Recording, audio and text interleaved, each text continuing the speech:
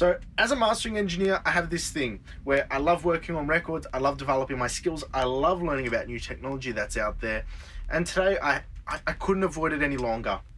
Today I'm going to talk about Oeksound Soothe 2. I downloaded the trial a week ago, I've been using it for a week. I'm going to take you through what this plugin is because I had no fucking clue what it actually was. I'll be honest, I'll be completely honest. I went into a forum because I was confused about what it was and asked, what are the differences between Soothe 2 and Pro Q3? And for those of you who know what Soothe 2 is and how it operates and how it works, you'll know that is a fucking stupid question, because Soothe 2 isn't quite a parametric EQ, it's something completely different. This is how Oeksound defines it. It's a plugin which identifies problematic resonances on the fly and applies matching reduction automatically. So basically it's magic. It's definitely a dynamic processor, but there's a bit of AI going behind it. It's a little bit more interesting the way it operates. On the homepage, it makes these 4 bold claims, which I think is important we take note of. And as we go through this video, we'll see how close it matches up to reality. The first thing is it saves you time from having to notch out frequencies by hand. So instead of actually, having to use a mouse sweep to find a resonance or a frequency that you don't like, you don't have to do that. It'll do it for you, or save you having to do it yourself at least, or help you. It transparently manages sibilance in vocals and dialogue. It clears muddiness, boominess, and proximity effect, and it's fast to set up and easy to use. All right, now let's just look at this plugin. Let's look at this bad boy. Looking at the layout of this plugin, everything is on one screen. There's no hidden settings. The bigger something is, the more important it is, and it'll have on your sound. Basically, you start in the top left like reading a book, you go down and right.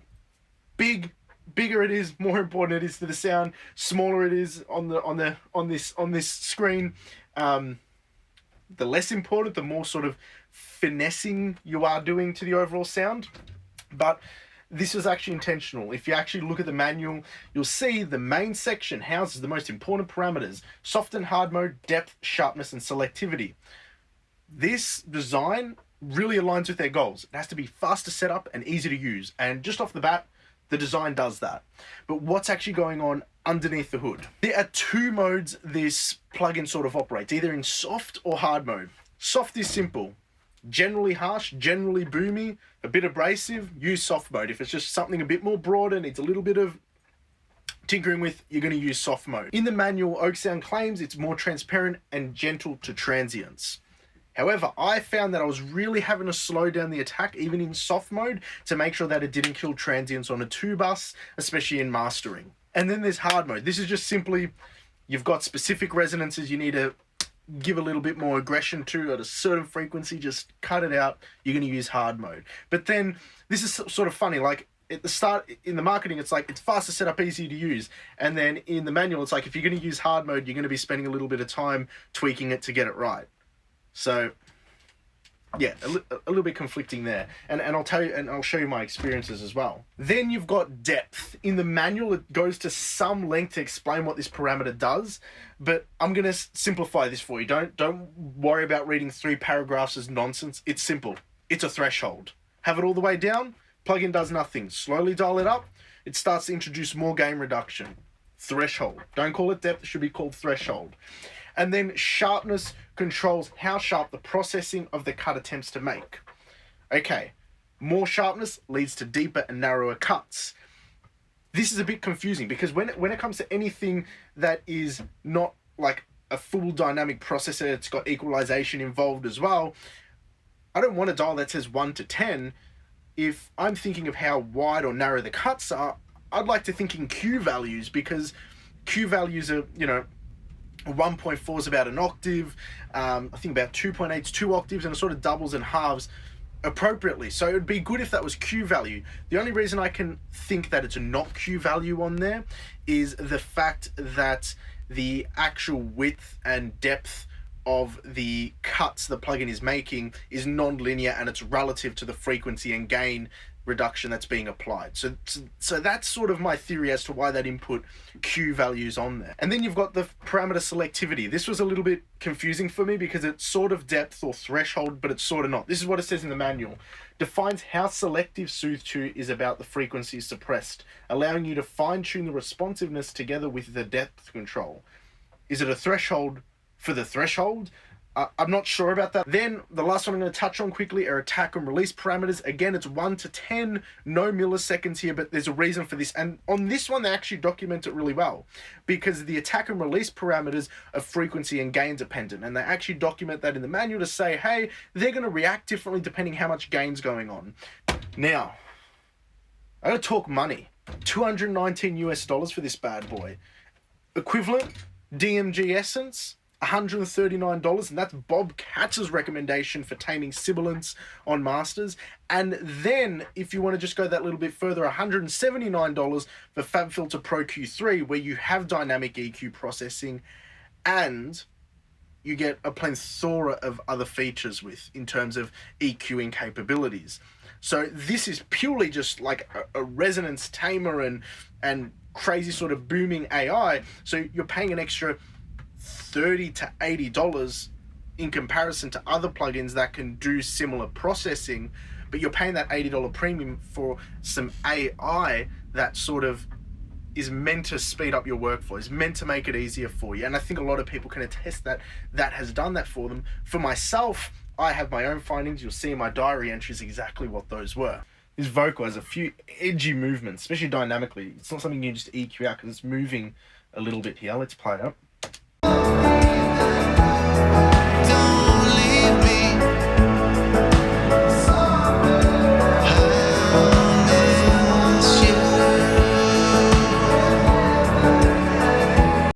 Especially that phrase, you got the edgy vocal, a bit of sibilance. I want to see how we can manage this using Soothe, the good old Soothe Meister.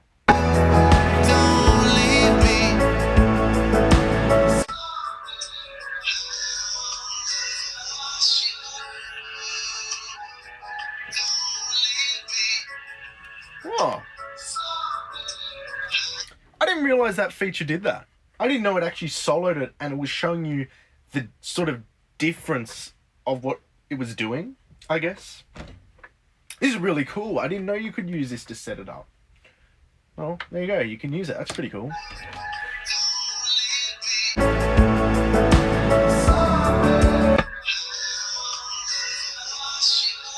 Ooh.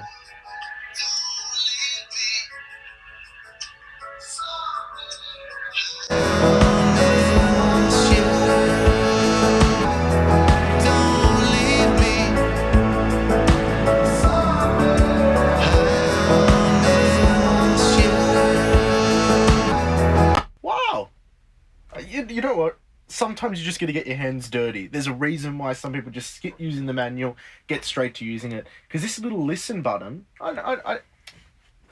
it's sort of said it monitors it, but maybe I should just fucking pay a bit more attention when I read the manual. That's really good. I thought I was going to be here forever trying to dial this in. I didn't even touch any of the main settings. I was just like, oh, what's the frequency? Found the frequency and it's doing its own AI sort of thing. That is good. That is really good. That makes me very, very happy. This little listen feature, that's fucking beautiful. Let me play before and after. Don't leave me.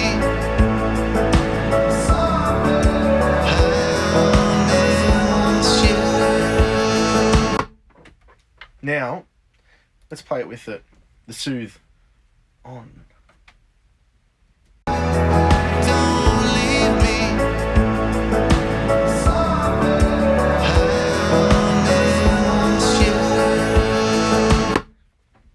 Much smoother. I'm really... Ooh, that's good.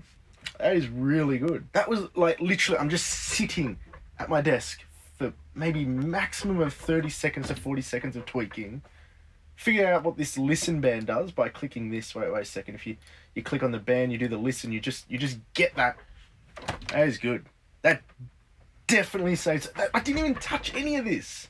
I didn't touch any of that. Oh, I am happy. All right, calling that in for the day. Quick recording. Don't know if my phone's going to die out, but there was this sort of ringing frequency in this master I was doing right here, and I've got a little timer up here. The good old... No, that's not my timer. Where's my timer gone? There you are, timer. Got a little stopwatch timer. So I've got Pro Q3 and Soothe 2 here, and I'm going to see which one I can remove the resonance with quicker. So I'm going to bypass Soothe, get Pro Q3, see if I can sort that out, and then move over to Soothe, and we'll use this little timer countdown. Let's see how we go. Ready, set. I'm just going to loop this part because I know where the ringing is, and we'll try and figure this out.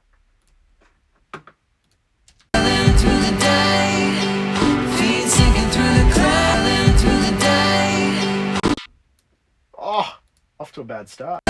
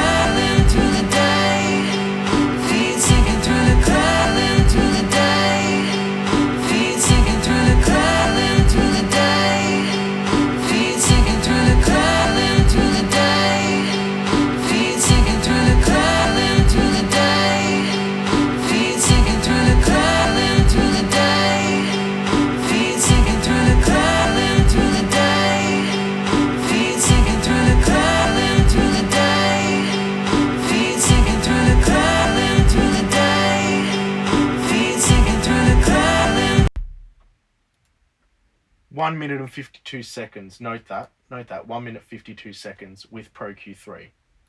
Now, let's bypass that and use the Soothe Meister.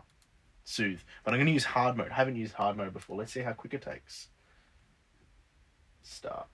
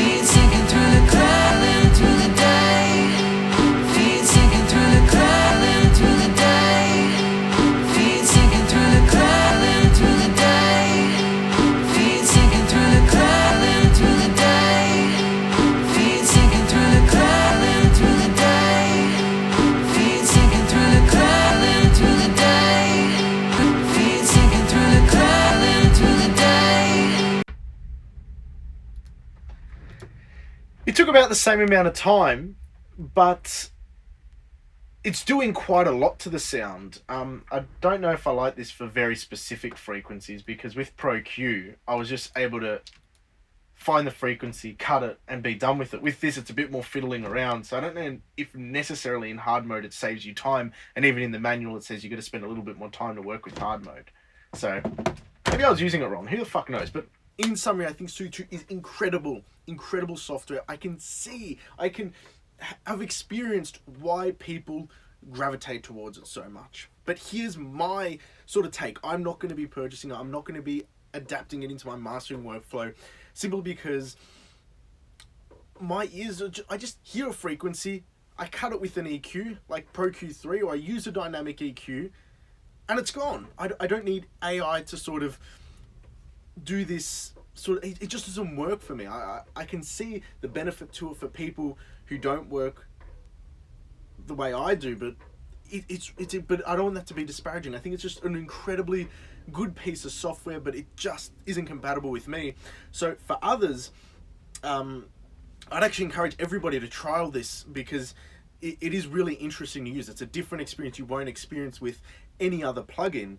But trial it, take it seriously, be open-minded to it, and I think that, you know, if you do try it, there are going to be a lot of people who end up enjoying it and adapting it to their workflow, and that'll make me very happy that I was able to help peel the curtains on a plugin that a lot of people talk about, at least through my own lens as a mastering engineer. But yeah, that's that. This plugin, really good.